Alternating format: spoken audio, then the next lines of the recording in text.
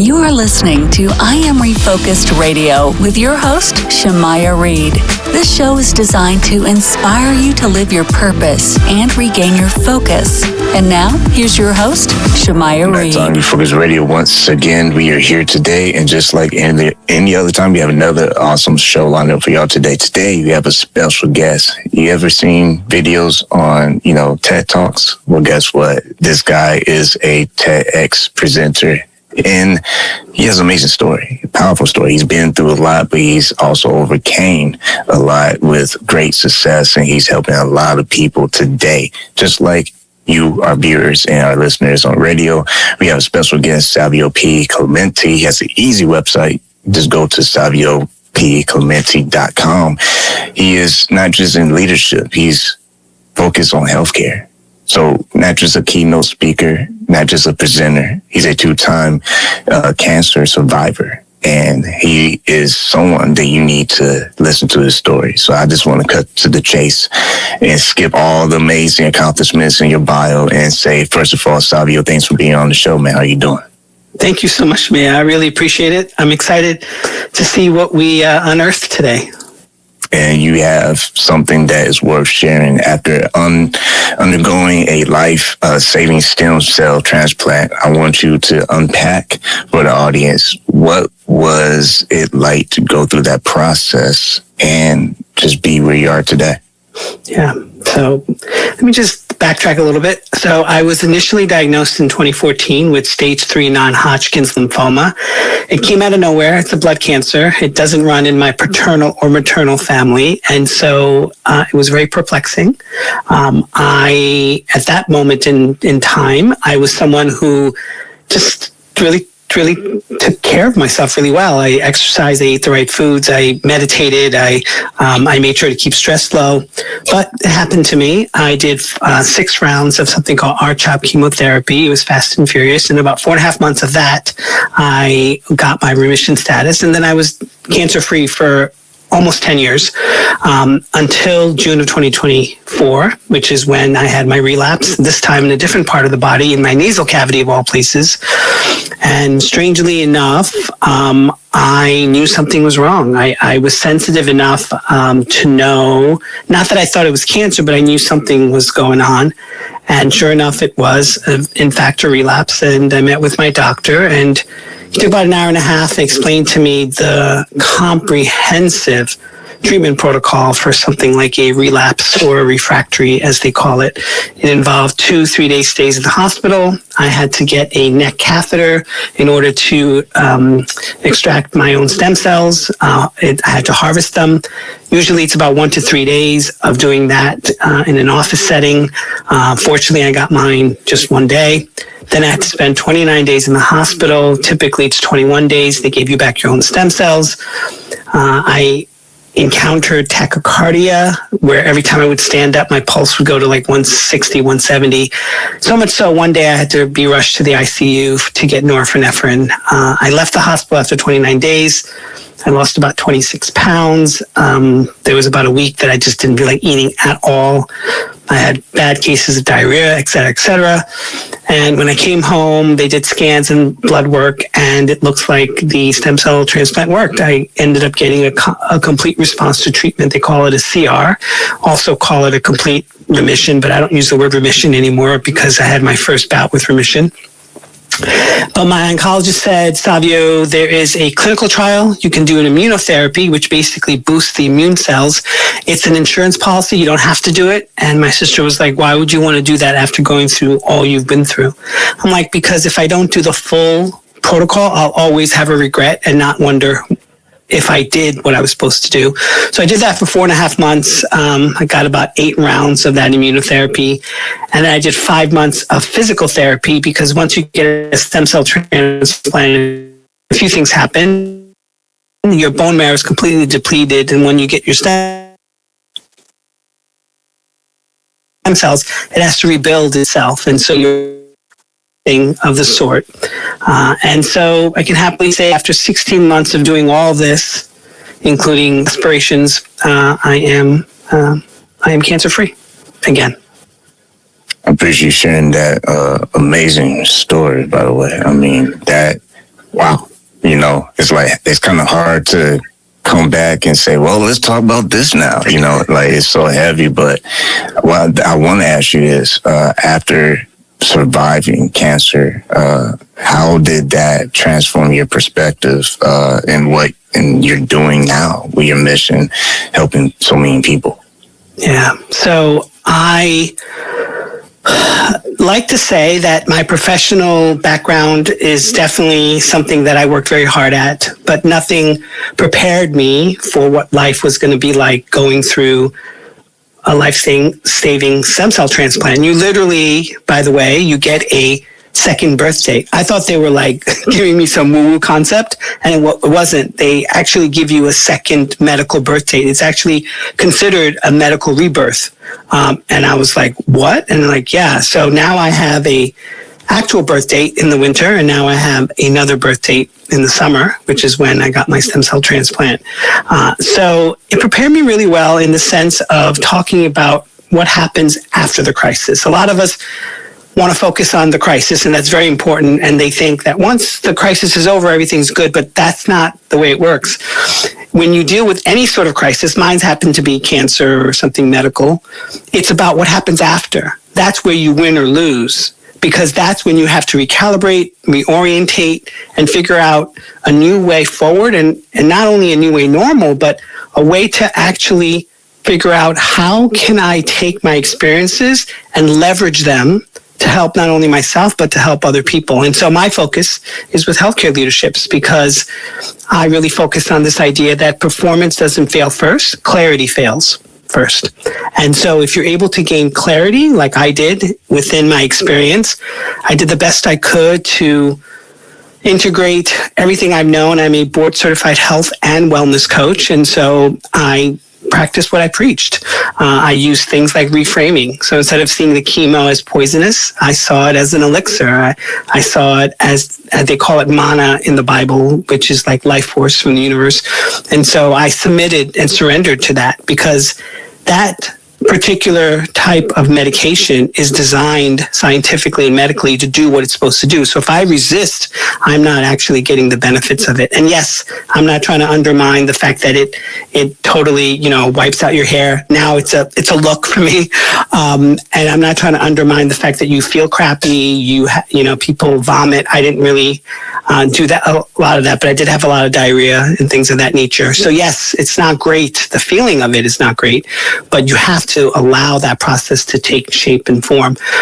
In the hospital with the stem cell transplant, they actually give you a quarantine room because they have to stave off any infections. And so, Shemaya, all I had at my disposal were two things that were freely available, which is silence and stillness. I only had those two things available, and so I sunk deeply into it. And I really figured out for myself, who is the Savio that's actually in the bed, who's been hooked up to machines every 4 hours? They check your vitals. The care team comes in, they do their rounds. Who is this person, this physical person going through this turmoil? And who is the other parts of me? My emotional center was still there. My mental acuity was still there. My spirit was still alive. Who is that other person? So I really had a first lived experience of doing something called metacognition, which is the thinking of the thinking. Who's the brain or the consciousness thinking about my situation? So that was really intriguing. And then I did something really radical. Instead of looking at it as resilience of bouncing back, I looked at it as adaptive resilience. And this is something that I speak on stages and that I coach people with. This idea that when you're in the SHIT, when you're in that discomfort, how are you going to be flexible and create strategies from that? So in other words, when my care team came to me and saw me every day, I made sure I mustered as much energy as I possibly could to meet them, because they weren't only healing me, we were healing each other. We were working together to try to figure out the situation. And so I made sure that I met them that way. And then lastly, I did something called psychological distancing. So I didn't detach from the situation. I was alive, but I also created a buffer between me and the problem. So that gave me a little bit of release, and the pressure was actually lessened. And so I speak a lot about pressure on stages, but mine was something that it's not about a pressure in a job function. It's pressure in life or death, which is pretty high stakes. Speaking of high stakes, you understand what it's like to make critical decisions, to say the least. Talk about, for our audience, the ability to not just make critical decisions, but often understanding the quality of your decisions, and how we're able to refocus and not be down on yourself, but say, you know what, I gotta do what I gotta do in this moment. Yeah. So this actually echoes my framework, which is the adaptive resilience framework, and really posits that it's not that people are just unaware, but they just are not keen to the signals and the patterns that life and situations is sending them. And so the way to do it is really to have a lot of self-regulation. And how do you do that? So for me, I'm a long-time meditator. I've been meditating for over 20 years. I was meditating before my first cancer bout in 2014. And so it started off with like 1 minute, and now it's like 20 minutes a day. It's nothing formal. It's very basic. Instrumental music, lying down after I wake up in the morning. I get it done, and I actually feel more balanced. But you could do it through prayer. You could do it through journaling. You could do it through breathing exercises, taking a brisk walk, whatever actually works for you to regulate that, to allow that nervous system of yours to actually calm the vagus nerve as well. Do those tools. But I am someone who's not very prescriptive, because what works for me doesn't work for someone else. And you have to actually find something that's actually sustainable. Because if you do something and you find out that you don't really enjoy it, you're not going to do it. So at the end of the day, for me, those were some of the tools that, for me, I used, because it really helped me helped me shape what is it that I actually want from this experience. So rather than saying, I want to get out of this hospital, right, which, of course, after 29 days, you want to get out. But rather than saying that, I said to myself, okay, in this moment of discomfort and anguish and fear and uncertainty, what do I want to leave with? What is this experience actually not only trying to show me, but what is this experience trying to make me release? Because I truly believe that life is a series of catch and release. And we need to, in order to fill our pot, we have to actually empty out the contents. Otherwise, the pot can never be full. And just like the great Erykah Badu once said in one of her songs, the bag lady, I think it was, you have to release some of those bags. And so I said, well, what in this moment that I have to release? Right now, my body is releasing a lot. So let's see if my fears and my frustrations can be released as well. Once again, this on Refocused Radio, and watching us online, talking to our guest today, Savio P. Clemente. Go to his website. It's super easy. It's SavioPClemente.com. And speaking of frustrations, a lot of leaders are, they're human. Life happens. It throws you curveballs, we get frustrated. But when you think about the work you do with healthcare executives, you talk about a demanding schedule on their calendars and the stress that they have to deal with and regulate. What are some of the things that you're seeing with unique pressures in the healthcare industry that they could be facing right now? Yeah.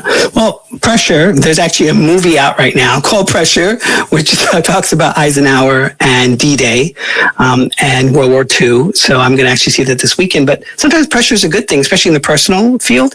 If you think about it, a diamond doesn't get formed unless it has pressure. But in the physical setting, you're right. Yes, absolutely. Healthcare leaders, it's so much. It's high stakes because it's their life, it's their team, their organization, and then another human being. And usually when it comes to that, that's when they sort of fall off kilter. That's where disruption happens. You can't ignore what's happening outside of our own personal world, socially, politically, now technologically with AI. And so for me, it's always, the pressure hasn't really gone quiet. It's just gone internal, because that's where you rise or you fall. And most of the time when it comes to healthcare leaders, they're great at relying on evidence and data and their expertise and their knowledge. Wonderful. But there is a reason why they say that doctors don't make the great patients, because they're great at actually giving out that information, but actually to swallow it or to feel into it is really hard. So a couple of things. I mean, as a coach, executive coach, I often go into the body. So my work is a lot of embodiment work, somatic work. And so basically, without you doing just talk therapy, it's about how does that actually feel or hit into the body. Where in your body is that actually happening? And so I call it the three brains, the head, heart, or gut. That's usually where it sort of originates from. And it's a visual exercise we do. I actually have them visualize like an elevator and going down the elevator. And so now what's happening? What are you sensing? What are you feeling? What are you actually seeing? What are you holding on to? And finding some way for them to not only release it, but finding them way to get some context out of it. And then I referenced a little bit of my TEDx talk. So I did a TEDx talk about 2 years prior to my relapse. And it was called 7 Minutes to Wellness, How to Love Your Inner Stranger. And someone once said to me, what do you mean inner stranger?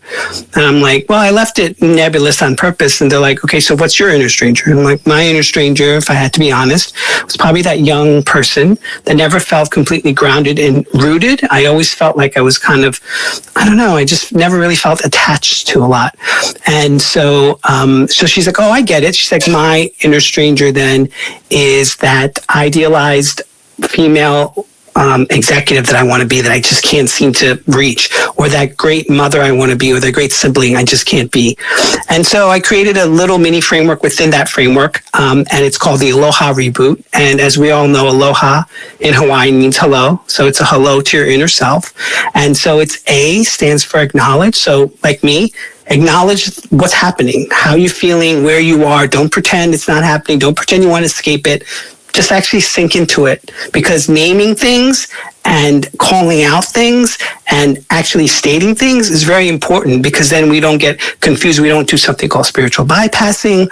We don't actually pretend something is happening. So acknowledge what's happening, whether that's a word vomit, type it out, write it out, cry it out, whatever you need to do.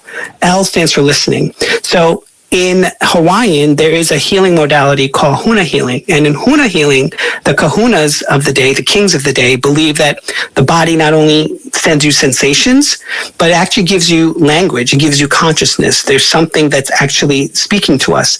And so they believe you can talk to the body. Now, obviously, you can't do this in front of other people. They're going to think you're strange. But if you just remain still and silent, you can actually ferret out some of that information. O stands for opening. So open yourself up to this. I mean, it really doesn't matter what belief system you ascribe to. At the end of the day, you're just examining and looking into self. H stands for harnessing. So harness this information, see what works, what doesn't work, what the connections are, see what you can actually relate to or what you can actually discard. And then A is the most important, obviously. It's acting, but it's a caveat. You have to have courage to act.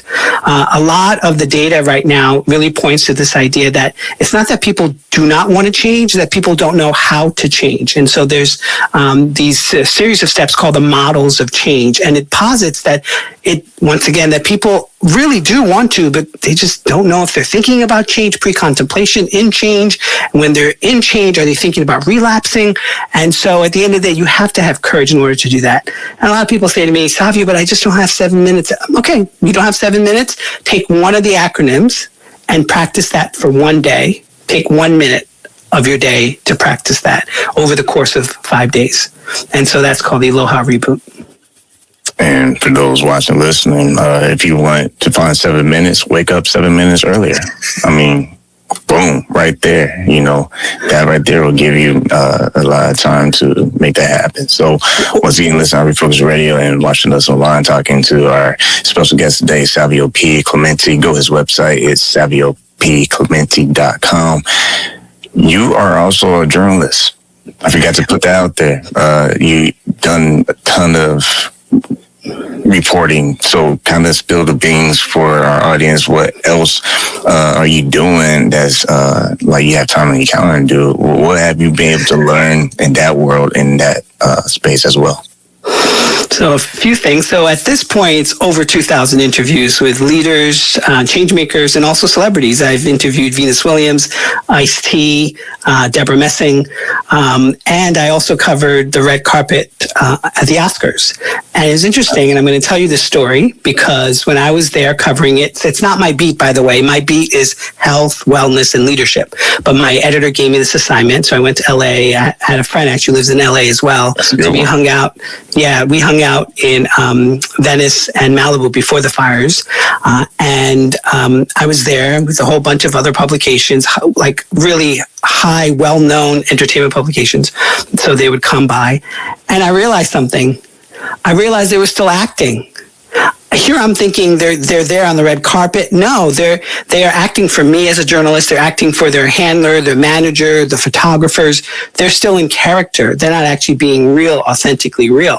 And so it really taught me a great lesson, especially in my interviews, because I see it all the time, that we all, and I cop to put on a mask. And of course, those things are important sometimes in life, especially like I'm close to New York City. You can't go to New York City and pretend you're you have to actually have a little bit of armor around you, a little bit. But generally speaking, what I actually found is the thread throughout all of them is, and I also have interviewed over 200 cancer survivors. This is before my relapse. And I actually wrote a best-selling book called I Survived Cancer. Here is how I did it. 35 cancer survivors share their journey. I took 35 of their stories, told my own. And even in there, telling my interviews with them, the central theme was always about forgiveness. And it wasn't forgiveness about someone else that wronged them. It was forgiveness to themselves, what they did not do or did do in life, that they're still actually repeating some sort of mental process or emotional process that they have not unpacked yet. And I see it time and time again. And it's the same thing that I see on the red carpet as well, because when I went there, I was assuming one thing, but then my coach brain, my speaker brain, and my journalist brain were all like, no, you see, as we call it, the remnants underneath the glacier. So if you're in like place like Alaska, for example, you see the beautiful glacier, but underneath it, there's this unsaid, unspoken items that people just don't address or don't want to address. And so if I'm being really truthful, that's what I see usually when I'm even interviewing. And of course, I have to use a different part of myself, because when you're a journalist, you just ask the questions. You don't really go deeper into it. But when you're a coach, that's your job. And so you have to know when to hit that particular trigger, and you don't want to trigger people as well. So I know for myself, my story is very dramatic. 2-time cancer patient, 2-time cancer survivor. And it's very triggering to a lot of people. I'm going to be really truthfully honest with you. I don't even share that part of me unless I'm really safe, or I feel safe enough to do it, because it triggers people. They think about their own mortality. They think about people they've lost. And then people say to me, well, why are you still here? And like, without sounding rude. And I often say to them, I don't know. I'm just trying to do the best I can, because at this point since my relapse, I've lost about 9 people to cancer, and some of them, it was just their first bout. So I say that for me, this whole journey is not a burden. It's actually a great responsibility that I take very seriously.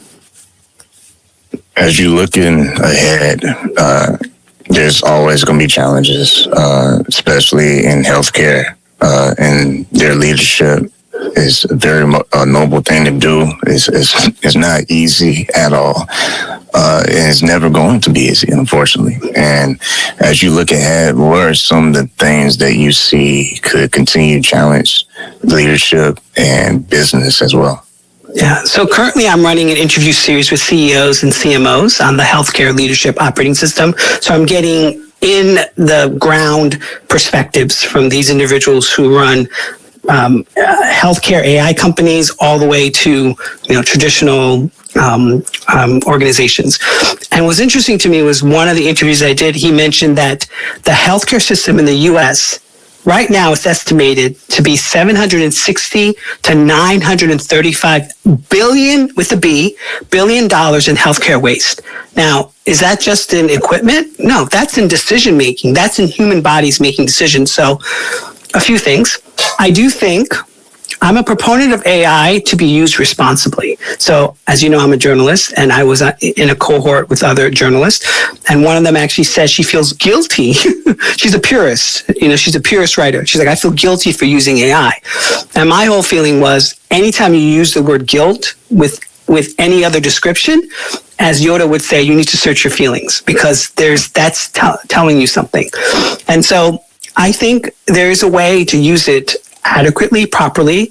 I also think when it comes to healthcare and wellness, it's 2 different silos, and healthcare has a lot of gripes with wellness, which I can understand because some of these things are uber expensive and they just seem like they are actually lying to people. And I can see wellness point of view that not everything needs a medication. Not everything is about pharmaceuticals. So I totally get it, but I think there needs to be more language and more connection with the two. Like I said, I sit in the middle ground of health and wellness because I'm board certified in that. So for me, I understand where those pockets of opportunities lie. But it was just shocking to me when I found out about that particular number, because the healthcare leaders I deal with, really, they are often having to always have the answer to things. And when you always are the person who has the answer to things, you actually forget about what's actually happening with you and your world within that particular system. Well, this is a huge topic that we managed to get done in 26 minutes. So with that said, listen on Refocused Radio and watching us online, talking to our guest today, Savio P. Clemente. Go to his website, saviopclemente.com. I know it's not that much time, but if you had one last thing you would like to say to health professionals and those who are listening and watching us today, what would that be? I would say I would say it's important nowadays. It's not like we lack the ability to have content. We can get content in seconds with AI.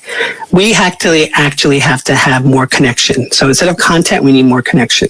So I urge, I implore, I invite individuals to really come back to your own inner workings and figuring out actually what are the things that you can actually address, change, tweak, fix, or even have it be more expressed, have it be more flourishing with your life.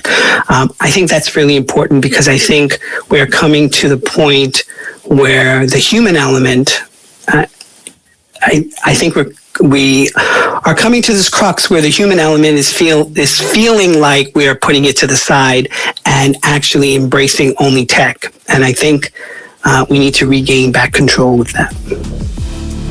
Well, once again, this is on Refocused Radio and watching us online, talking to Savio. Like always, want to say to you, thank you for your time.